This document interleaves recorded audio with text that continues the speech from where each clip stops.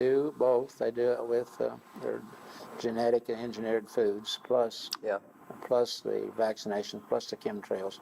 This is all a planned attack on the actually the pocketbook and the health, and it's actually murder and plunder in a very deceitful, creative way. So, In terms of in asking that question, I had thought that perhaps the answer had something to do with the hormonal influence on cancer, that the breast in the woman and the prostate in the man. well, we take a lot of hormonal foods, foods that are milk products, one, and the hormonal stimulated proteins from beef, cattle, and so forth. But that's a minor cause of it. When I know in part of the treatment you recommend raw glandulars. So in taking raw glandulars like liver or kidney, this actually helps the body to rebuild those cells. Right. Actually, those raw, particularly liver, has products or has nutrients in it that we don't even know exist today, and that is quite helpful. And a lot of people have been so brainwashed that they think that liver is a source of all toxins, and the liver does process the toxins in the body, but the liver also cleans itself out, and then the glandulars that you take from the liver are basically detoxified because the body takes it out. That's a part of the misinformation that comes into our society in the health food world, actually. Well, how does the body deal with if you're eating cow's meat, which has been, I guess, fed hormones to grow the cattle? How does the body deal with that? It doesn't take it out like a foreign toxin. Well, it does process it and take it out through the liver and kidneys, the hormones, and like any other excess hormone. So it's not as big a problem as we'd like to believe, but it is a problem. Yeah. Organic meats, I guess, wouldn't have the hormones. They're not fed. Most of it they don't, but the availability of them is quite difficult to obtain, and so we have problems with that. In eating organ meats, I know most people wouldn't be able to stomach raw liver like you suggest. Right. Well, what I did, the alternative wasn't very nice to consider either. So I just blended the raw liver up in a blender and mixed it with some juice, carrot juice, tomato juice, or V8 juice, something like that, and held my nose and kicked and squealed and screamed and got it down. And sometimes I couldn't do it, and I just cut it in small pieces and freeze it and swallow it like a tablet. Yeah. In cooking it, do you lose anything besides the enzymes? I guess if there are things in the liver that Probably we don't liable nutrients that we don't know exist. Yeah. I guess in the wild, I'd heard that the lion, when it kills its prey, eats the organ meat first. Right. Oh, yeah, they were the Eskimos and everything doing their big run with their dog legs. That's the food that they give their dog to give them energy and strength. They give them liver. Give them the liver. That's great. They have most nutrients in glandulars.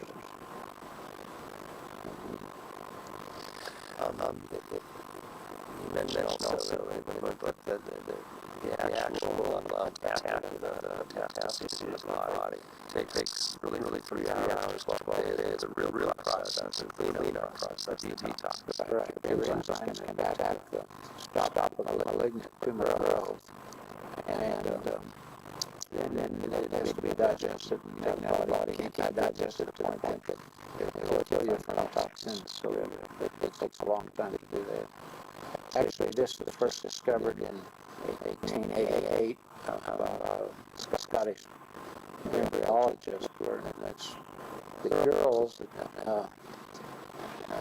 would actually and the female population figured that they were wise enough to understand if you got pregnant, uh, your breast cancer or anything other cancer you had would resolve within so many during the pregnancy.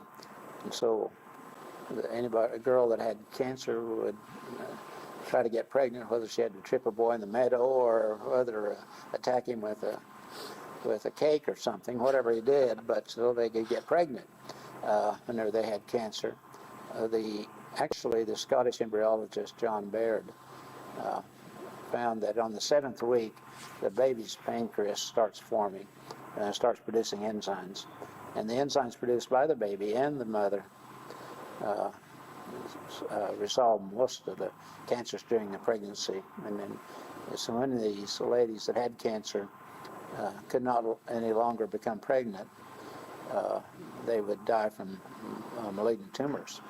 And that's what, by 1911 or 1900, between 1900 and 1911, they started injecting enzymes directly into the muscle tissue, like in your hip or something, and give you extra enzymes, and that was successful in a lot of cases.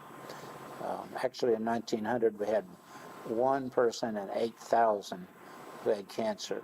Today, or actually in November 1998, the government announced that 1 out of every 2 men have cancer now today, and 2 out of every 3 women now today have cancer. So our war on cancer is a total surrender. Actually, yeah. It's not a war. It's a fraud, actually. Well, Richard Nixon declared war on cancer while he was in term, and he said that within 5 years they would have a cure. But well, the war on cancer was a fraud to the American public to fleece us.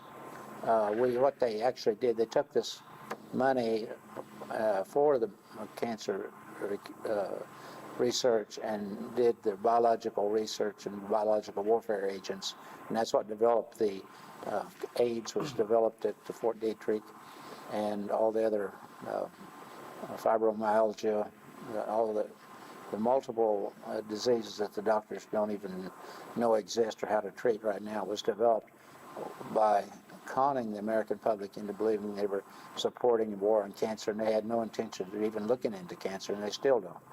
And the American Cancer Society is, you just can't give them enough money. It's kind of like the grave. You never get enough, so they just keep asking for more and more, and same with the National Cancer Institute, and they have no intention of finding a cure for cancer, and they'll suppress any cure that actually develops. Are there any other countries that are having a better, making more progress than the Americans? Oh, I don't know that. I doubt they do, because it's basically all controlled by the medical establishments, which is quite lawless and wicked and diabolical, actually. Other than the chemotherapy and radiation and surgery, I guess there's a couple of treatments now that are not widely recommended, but aren't blacklisted like they used to be. If I recall in my reading, hydrogen sulfate can be requested now by the patient. Is this hydrogen sulfate is jet fuel? Yeah. And it actually stops. It doesn't treat the cancer. It stops the wasting away of a person who, when you have cancer, the body needs the nutrition to maintain life, and so the body just digests itself. The hydrogen sulfate stops the auto digestion of your own body. Mm-hmm. And it doesn't work in all cases, but it works in enough cases to justify that. So when somebody wastes away, how do you pronounce it? The catharsis or whatever? Catharsis. Yeah. So when a body has cancer spread throughout it, but you're not digesting any protein because I guess there are no enzymes. The enzyme metabolism is non-existent. So the cancer having almost its own life force, is drawing or taking the nutrients from the available tissue, which is, you know, various proteins, any nutrients that's already digested and in cells. Basically, the white blood cells go in and dissolve them, and the cancer feeds on that. The tumors feed on that. This makes sense to me in thinking of it in terms of how it's the embryonic or the trophoblast cell, and the fact that it's almost got its own consciousness, that life, Right. Its own life is the priority, is the paramount priority. So it's taking from the host. Right. It has to, once to form a new baby, it has to get ready for a new life, and it'll do anything to develop, to prepare for a new life force. Mm-hmm. And of its own, it's that's the way we're designed, and all the research we know that. It's just that it's unacceptable, socially unacceptable to treat cancer, actually, because cancer is simply the failure of the pancreas to produce adequate enzymes and deliver them to the site of trophoblast cells. It's simply what cancer is. As simple as that. Yeah. And all the white coats and MRIs and everything else is just a stage, like you're in Hollywood or in a New York play, putting on a show for us. Yeah. I was told years ago that in China you pay your doctor while you're healthy. As soon as you get sick, you don't pay him anymore, because that's his job, to keep you healthy. Right. That's probably a pretty good idea. But we would have a lot of starving doctors in this country if that was the rule here. Yeah. So, a couple other questions I wanted to ask, and this comes directly from I think my mother. In the almond diet, is it best to soak the almonds and remove the skin, or is it It doesn't matter. It's soaking them. Stem. If you soak them overnight, it tends to start a sprouting effect, and there's some nutrients or additional value from the sprouting part of the almond. Yep. Well, I guess seeds and even some nuts, and Right. Is almond is a nut. Yeah. In sprouting it removes that enzyme prohibitor, Right. so that it's So more it's- nutritious, and your body right. can. Use it better, and it probably has its own enzymes to help digest it, that sort of thing. So that's the same case with almonds and maybe some other Right. nuts as well. Right. You can soak them. You can soak them and start them sprouting. Yeah. But I use a lot of grains. I have a mixture of all the organic grains I can con the health food store into providing for me, and then I mix them into a batch and put about a third of a cup in a bowl and cover it with hot water, about a cup of hot water.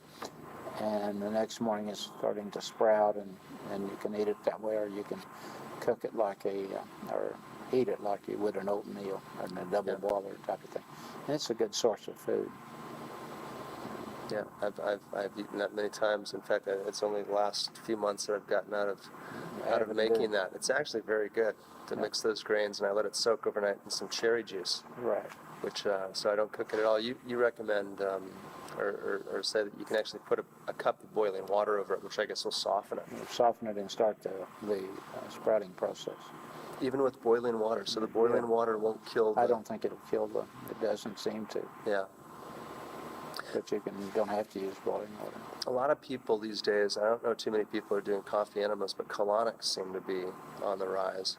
What are your thoughts on? Well, colonic is helpful in it removes some of the waste products, but the objective of the coffee enemas, first of all, before I was born, it was standard procedure and is in the medical literature, the Merck manual and so forth.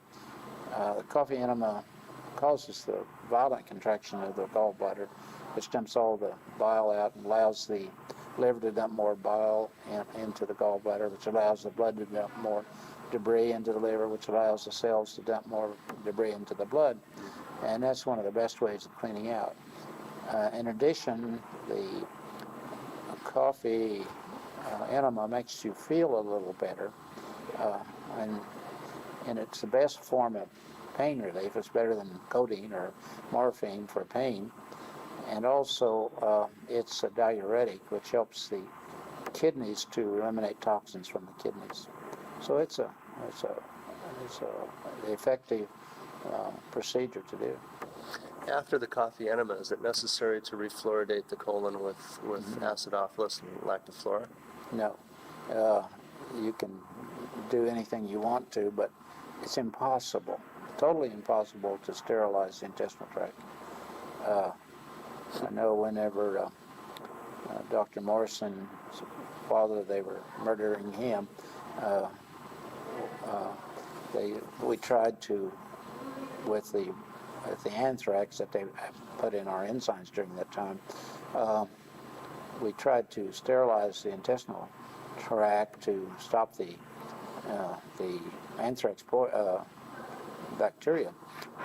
And we had Dr. Robert Good of Sloan Kettering, who developed the bone marrow transplant, and they've used antibiotics to clean out to sterilize the person so they can do a bone marrow. And so and it costs about $10,000 a day to use these antibiotics, and you have to use them for a week or so, and you still can't sterilize the intestinal tract.